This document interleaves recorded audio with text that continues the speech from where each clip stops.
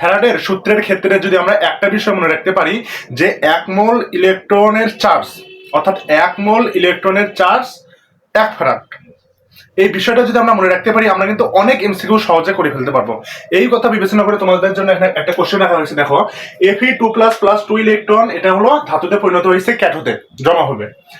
এই বিক্রিয়ায় 28 গ্রাম Fe উৎপাদনে কত তড়িৎ প্রয়োজন হবে? আমি একটু আগে একটা কথা বলছি 1 মোল ইলেকট্রন চার্জ সমান 1 ফ্যারাড, এই কথাটা মাথায় রাখতে হবে। আচ্ছা আমরা এটা তুলি। আচ্ছা Fe2++2 ইলেকট্রন এটা কি করতেছে, এটা করতেছে হলো Fe উৎপন্ন করতেছে, যে Feটা কোথায় জমা হচ্ছে? ক্যাথোডে জমা হচ্ছে। আমি বলছি এখানে ইলেকট্রন কত মোল বলো তো? ইলেকট্রন এখানে আমরা দেখতেছি 2 মোল।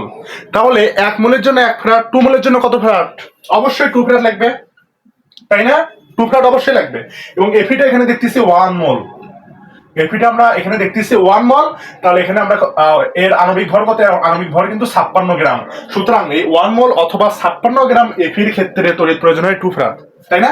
হ্যাঁ, তাহলে 56 ক্ষেত্রে প্রয়োজন কত? 2 ফ্যারাড। তাহলে আছে কত? 28 গ্রাম। তাহলে 28 গ্রামের জন্য যদি আমরা করি তাহলে উপরে হবে কত? 2 গুণ 56, নিচে কত?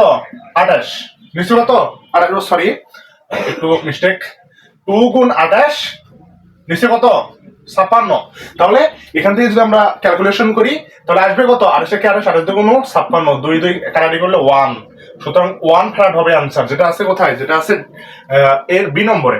সুতরাং বি নম্বর ইজ দা কারেক্ট आंसर।